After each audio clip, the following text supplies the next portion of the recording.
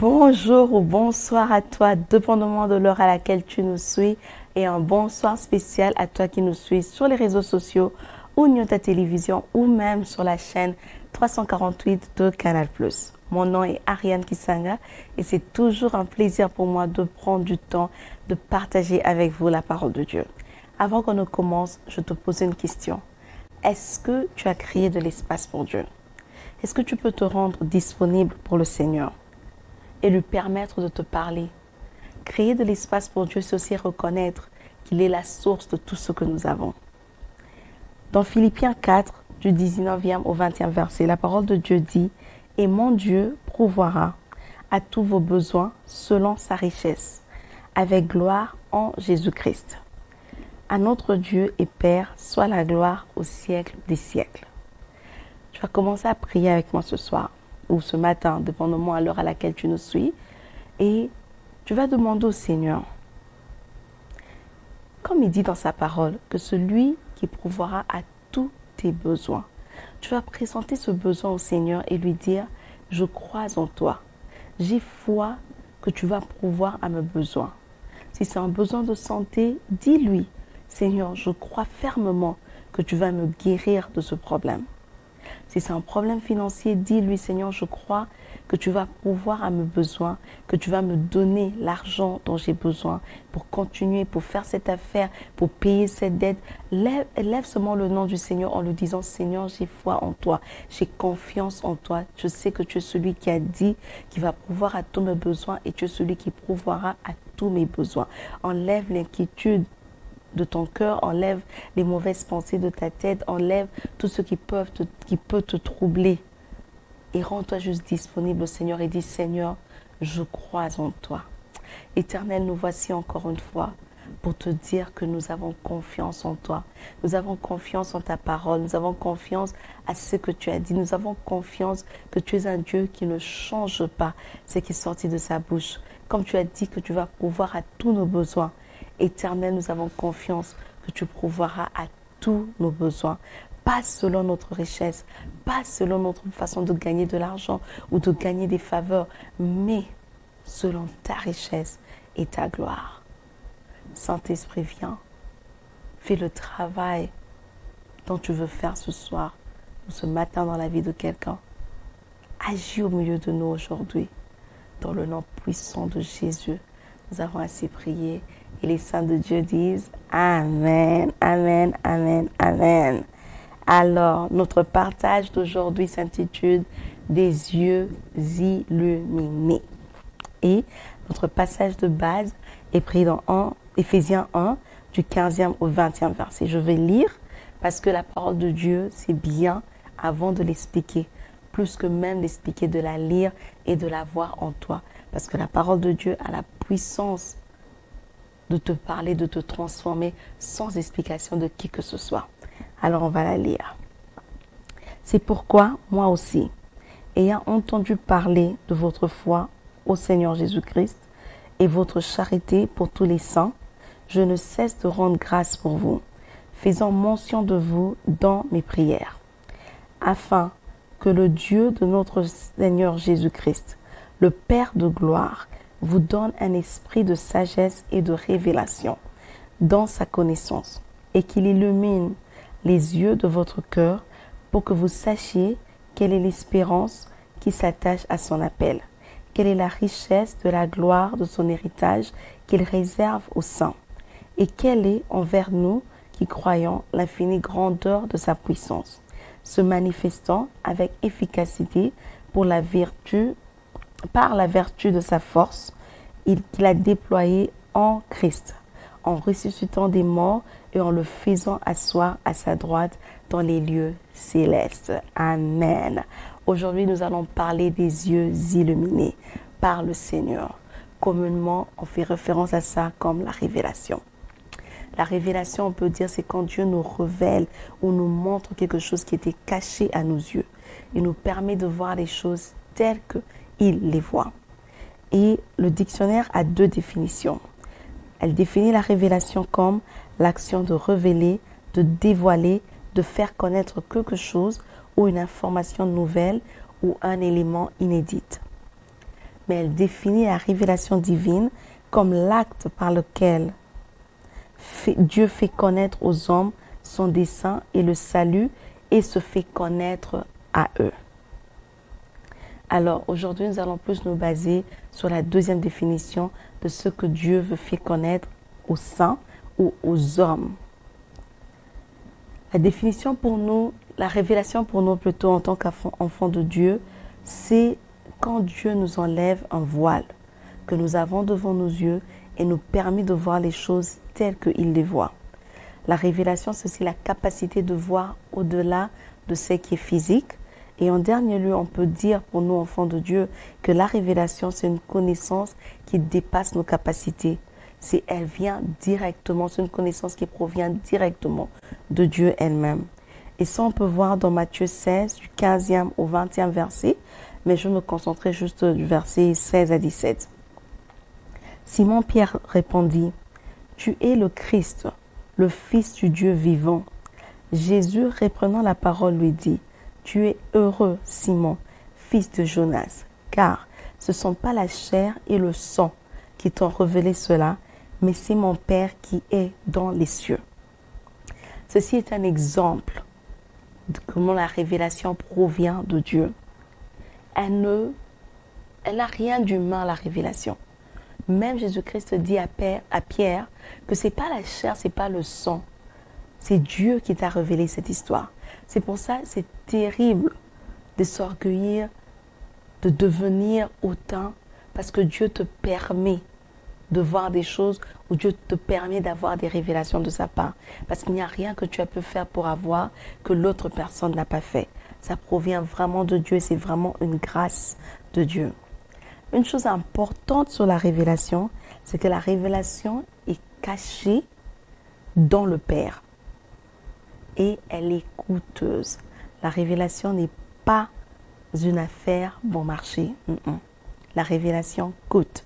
C'est comme un bijou de qualité, c'est comme une robe de qualité, c'est comme un produit qui coûte cher. Ça a un prix. Et comme tout produit, on sait tous que le prix est composé de plusieurs éléments. Quand on décompose le prix d'une affaire, on peut voir qu'il y a plusieurs différentes composantes qui emmènent à ce qu'on puisse déterminer ce prix-là.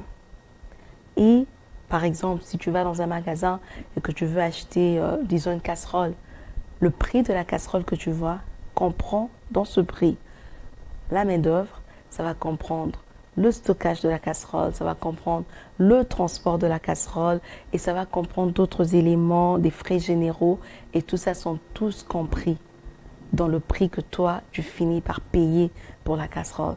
C'est de la même façon que la révélation elle-même, comme j'ai dit, c'est pas une affaire bon marché, c'est une affaire bon marché plutôt, mais c'est un truc, c'est une chose pour laquelle il faut payer. Et le prix de la révélation a aussi 3 composantes. Donc ça a le coût de la communion, ça a le coût de la méditation et le coût du temps. On va commencer par regarder le coût de la communion. La révélation est une chose que Dieu donne à ceux qui sont en relation avec lui. Et nous avons lu ça dans Ephésiens 1, versets 15 à 20, qu'il faut être en relation avec Jésus-Christ afin d'obtenir la révélation. La révélation aussi dépend de notre communion ou notre relation avec le Saint-Esprit. On doit s'assurer que le Saint-Esprit qui est en nous n'est pas attristé, que le Saint-Esprit qui est en nous ne s'éteint pas. On peut lire ça dans Ephésiens 4, 30, qui nous recommande de ne pas attrister le Saint-Esprit en nous. Le Saint-Esprit nous a été donné pour la communion. Le Saint-Esprit, c'est l'ami fidèle, c'est la personne de la Trinité qui est avec nous à tout moment. Le Saint-Esprit est là pour notre réconfort. Le Saint-Esprit est là pour nous pardonner. Le Saint-Esprit est là pour nous convaincre des péchés. Et le Saint-Esprit crée ce pont entre ce qui est naturel et ce qui est surnaturel. Le Saint-Esprit, c'est vraiment le pont entre nous et le Père et ce qui se passe dans le ciel et ce que le Père a décidé. Alors quand le Saint-Esprit est attristé en nous, quand le Saint-Esprit n'œuvre plus en nous, quand le Saint-Esprit devient muet au-dedans de nous, ce pont est brisé. il n'y a pas moyen pour nous d'obtenir les révélations de la part du Seigneur. Et attrister le Saint-Esprit, on le fait très simplement. Ça peut être par un péché, ça peut être par un manque de repentance, ou ça peut juste être aussi parce que tu refuses d'écouter ce qu'il te donne comme directive. Le deuxième coup qu'on retrouve dans le prix de la révélation, c'est le coup de la méditation. J'ai dit plus haut que la sagesse de Dieu, que la révélation de Dieu en fait était cachée dans le Père. Et dans 1 Corinthiens 2,7, la parole de Dieu nous dit que la sagesse de Dieu est un mystère caché, mais destiné à notre gloire avant les siècles. Donc avant même que le temps soit temps, Dieu avait déjà caché cette sagesse, cette révélation, pour qu'on puisse la chercher pour notre propre gloire. Dieu ne l'a pas caché parce qu'il ne voulait pas qu'on entre en contact avec. Mais Dieu l'a caché parce qu'il voulait qu'on prenne le temps et qu'on fasse l'effort de chercher ça pour notre gloire. Notre gloire comment? Quand on médite la parole de Dieu, la Bible nous dit, la parole de Dieu nous dit que sa parole est une lampe à nos pieds et une lumière sur notre sentier. Et on voit ça dans Psaume 119 au verset 105. Une lumière sur notre sentier, pour bien comprendre, il faut s'imaginer que tu marchais et que tu dois maintenant prendre un tour, tu dois prendre une tournure. Ça peut être à gauche ou à droite. Et tu tombes dans cette nouvelle rue ou ruelle ou même sentier et elle est illuminée. Donc il y a de la lumière dessus à cause peut-être des panneaux solaires, à cause peut-être des panneaux solaires qui ont été utilisés pour allumer les lumières de la route ou même juste les lumières qui sont là, les poteaux de lumière qui sont là. Et ce sentier est illuminé, c'est clair pour toi. Tu arrives à marcher. Mais cette lumière-là n'est jamais assez claire pour te montrer exactement où est-ce que tu es en train de poser ton pied. Cette lumière-là cette lumière-là a pour objectif plutôt de rendre tout le sentier éclairé. Mais si tu veux te rassurer, pour chaque pas que tu vas prendre, tu as besoin d'avoir une autre lumière. Et là, tu peux soit utiliser une torche, comme tu peux aussi utiliser ton cellulaire pour éclairer chaque pas que tu vas prendre. Donc la parole de Dieu illumine ton grand chemin et elle éclaire aussi chaque pas que tu dois prendre. Et quand tu prends des pas clairs et certains, c'est sûr que tu auras le succès. C'est sûr que tu vivras de gloire en gloire. Mais il faut aller chercher ça, ce mystère, dans la parole cachée de Dieu. Et alors la révélation, c'est ce que c'est. La révélation, c'est cette lumière, c'est savoir avoir quelque chose de très clair pour bien guider ses pas. On doit méditer dans la parole de Dieu pour avoir le succès dans toutes nos entreprises. Et on voit ça dans Josué en 8, où il demande à Josué que le livre de la loi ne quitte jamais de sa bouche, qu'il la médite nuit et jour pour avoir du succès. Parce que là où tu mets tes pas avec clarté, tu vas sûrement avoir du succès. Le troisième coup qui est compris dans le prix de la révélation, qui est le coup le plus difficile ou le plus cher pour nous, surtout en tant qu'humains, c'est le temps. Pourquoi? Parce que le temps est une ressource qui est limitée. Toute ressource qui est limitée est chère. Si le temps était illimité, ça ne serait pas cher. Tu allais faire ce que tu veux, quand tu veux, comme tu veux. Mais comme nous tous on sait que le temps est limité, il y a 24 heures dans une journée. Pas plus, pas moins. Il n'y a personne qui a 36 heures, il n'y a personne qui a 12 heures. Nous avons tous 24 heures. Et c'est une ressource valable. Ce qu'on fait avec est très important. Selon la parole de Dieu, voilà ce qu'on devrait faire avec nos 24 heures. On devrait prier sans cesse et on devrait méditer la parole de Dieu nuit et jour. Ces deux activités nécessitent du temps. Prier demande à ce que tu mettes du temps. Méditer demande à ce que tu prennes du temps. Alors, mais la Bible nous demande de le faire en début et en fin de journée. Pas en début de ta journée. Parce que ta journée commence quand tes activités commencent. Mais en début de journée. Ça veut dire commencer avec le matin. On voit dans la Bible combien de fois Christ quittait ses disciples pour commencer dans la prière. Alors qu'il ne faisait même pas encore jour. Il allait déjà prier, il allait déjà consacrer la journée auprès du Maître. Parce qu'il savait que c'est de là qu'il tirait sa force pour le restant des jours, pour le restant de la journée. Mais si toi, tu décides de prier juste quand ta journée à toi commence, donc disons que tu vas sortir de la maison à 17 heures et que ta première activité, c'est à 17h30, tu décides de prier à 16 heures, tu n'as pas vraiment respecté. Oui, tu as fait la prière, tu as prié sans cesse, mais tu n'as pas prié le matin et le soir. Tu n'as pas cherché la face de Dieu, première chose le matin. Parce que quand toi tu te réveilles pour prier, la journée a déjà commencé. C'est pour ça qu'il est important de prier au commencement de la journée et prier à la fin de la journée. C'est important de prier en début de journée. On peut voir dans Psaume 63, premier verset, David est dans le désert. Et malgré qu'il est dans le désert, il se met à chercher Dieu tôt le matin. Ça veut dire que David est quelque part de très difficile, quelque part où c'est pas facile, une situation qui doit nécessairement le faire mal et le déprimer dans le désert. Donc il est assoiffé, il est fatigué à cause du soleil. Mais il se dit très tôt le matin, il doit commencer par chercher Dieu. Pourquoi? Parce qu'il savait que de Dieu proviendra toutes les ressources dont il a besoin pour la journée. De Dieu proviendra cette eau dont il a besoin pour la journée. Donc malgré la fatigue, malgré tout, il se donne cette discipline de se réveiller le matin et de chercher d'abord la face de Dieu. Et quand tu fais ça, ça t'aide en fait à donner une direction à ta journée. Job 38, verset 12 nous dit, as-tu commandé au matin? Mais si tu te réveilles à 16 heures, ou si tu attends de prier à 16 heures, avant que toi tu commences ta journée, est-ce que tu as commandé au matin? Non. Tu n'as pas eu le temps de donner des limites à la terre. Tu n'as pas eu le temps de donner des limites au soleil, comme dit le verset. Tu as juste subi la journée. Toute l'importance de prier le matin, c'est vraiment ça. C'est de recommander sa journée au Seigneur, mais aussi de commander comment se passera cette journée. David l'a fait, Jésus-Christ l'a fait aussi. C'est une source de force pour toi. Et j'aime beaucoup le psaume 5.3. Je vais le lire en français, mais j'aime plus la traduction anglaise. En français, ça dit « L'Éternel, Éternel, le matin, tu entends ma voix.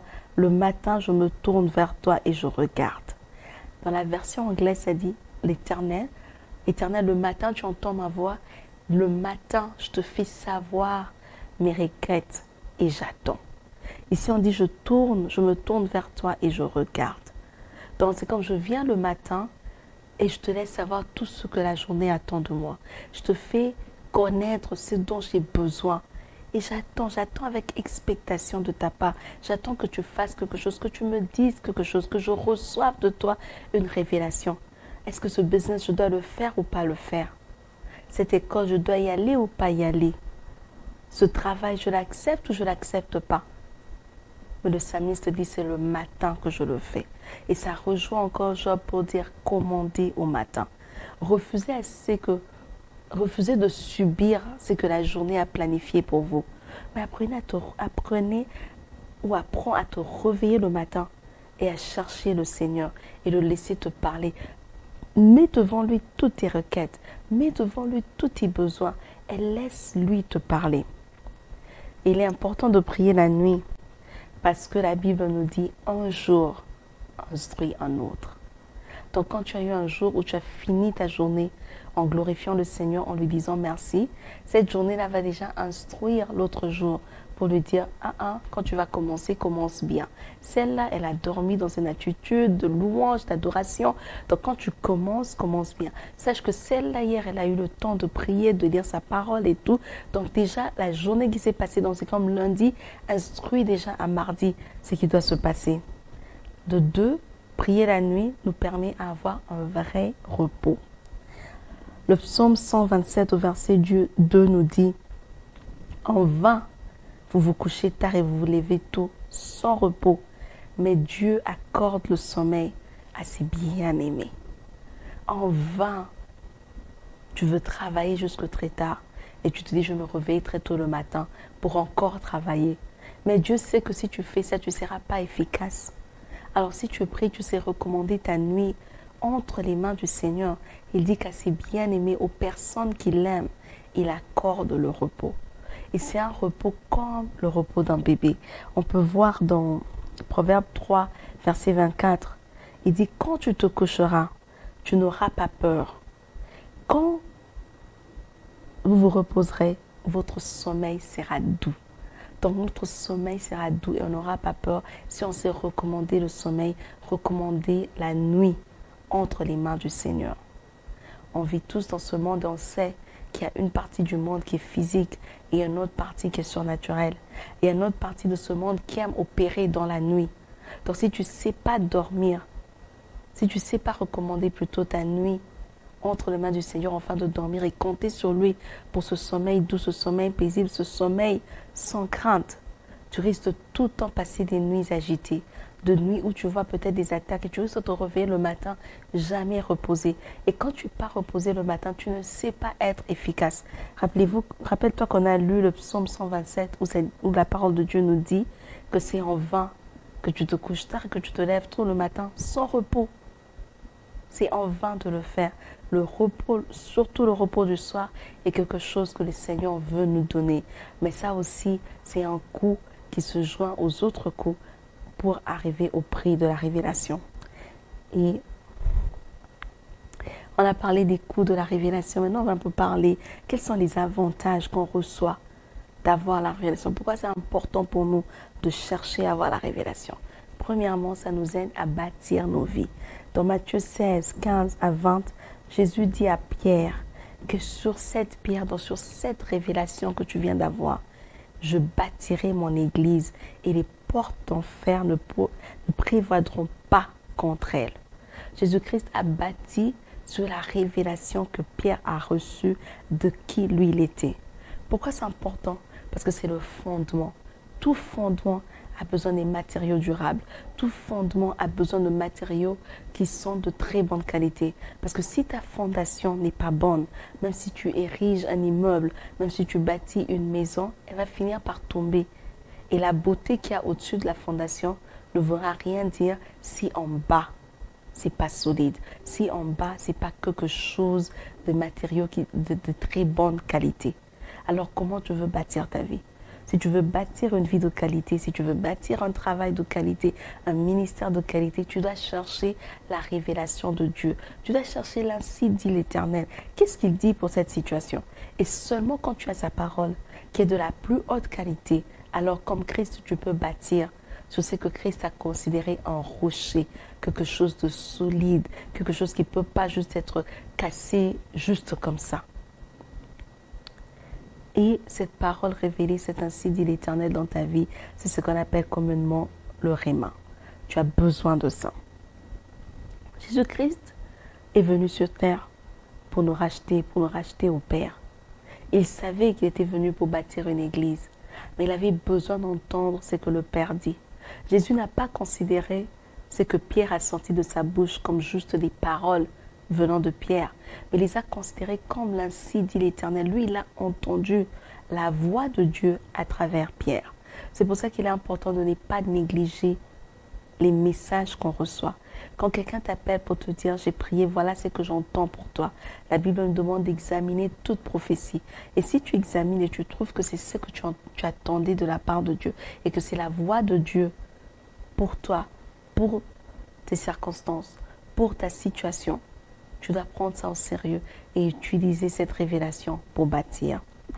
En deuxième lieu, la révélation nous donne la victoire dans les batailles, mais aussi le succès dans la vie.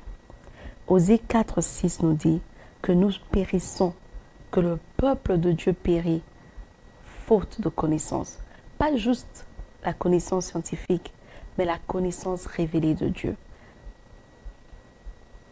Et Daniel a été en mesure de prier pour la délivrance de tout un peuple quand il a eu le temps d'aller lire les Écritures et par révélation, il a compris que le temps était déjà passé, qu'il devrait passer en captivité. Il était temps maintenant pour lui d'évoluer.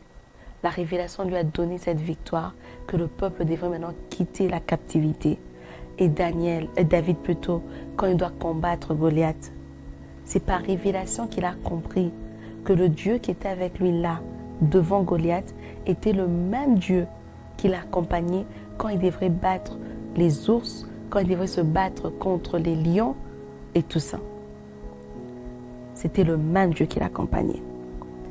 On est presque à la fin. Et en dernier lieu, la révélation aussi nous montre combien Dieu nous aime. Quand nous avons la révélation de Dieu, selon Éphésiens 1:18, on peut savoir que l'Éternel Dieu nous aime. Et quand on connaît l'amour de Dieu, il y a des choses qu'on ne va pas faire pour se détruire. On ne va pas aller se suicider, on ne va pas aller se couper, on ne va pas se lancer dans la drogue parce qu'on a de la valeur devant les yeux de quelqu'un. Et pour moi, ce qui est plus important, c'est que la révélation booste notre foi. Les dons de révélation, que ce soit parole de sagesse, parole de connaissance, discernement des esprits et même la prophétie, nous permet de connaître et d'avoir foi à un Dieu fidèle.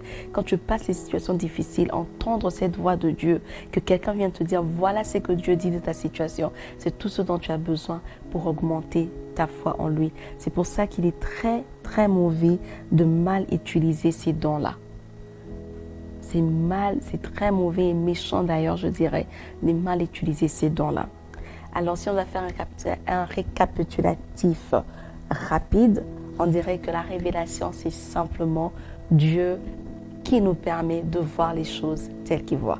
On a dit, une histoire de Grand Prix a aussi une très bonne qualité. Si tu veux la qualité, tu vas dépenser. Si tu veux pas la qualité, tu vas prendre quelque chose qui te coûte $1. Ça n'a rien coûté pour créer. Alors, ils peuvent vendre ça à $1, ils n'ont pas mal. Mais quelque chose qui coûte des centaines de dollars, ça veut dire que ça a coûté cher pour créer ça. Et comme on peut voir dans l'image, juste pour conclure, c'est que la révélation a un prix qui est composé de 3 coups. Si on est prêt à y mettre notre temps, si on est prêt à passer du temps dans la méditation, si on est prêt à passer du temps dans la communion, on pourra tirer les bénéfices, les avantages de la révélation qui sont bâtir notre vie, avoir la victoire dans nos batailles et le succès dans ce qu'on entreprend, connaître l'amour de Dieu et booster notre foi. Amen, amen, amen. Seigneur, nous te disons merci pour ce moment. Merci parce qu'une fois de plus, tu nous as parlé, tu as transformé une vie. Yahweh, continue à être avec nous, continue à nous parler, révèle-nous, ouvre-nous les yeux là où nous avons nos yeux fermés. Dans le nom puissant de Jésus, nous avons ainsi prié. Amen, amen, amen. Alors, toi qui as suivi, rappelle-toi d'inviter quelqu'un la semaine prochaine à la même heure, que ce soit que tu suis sur la télé ou sur Canal+. Toi qui as suivi sur les réseaux sociaux, partage la vidéo, aime les pages et suivez-nous. Et jusqu'à ce qu'on se voit la semaine prochaine, rappelle-toi de toujours créer de l'espace pour Dieu.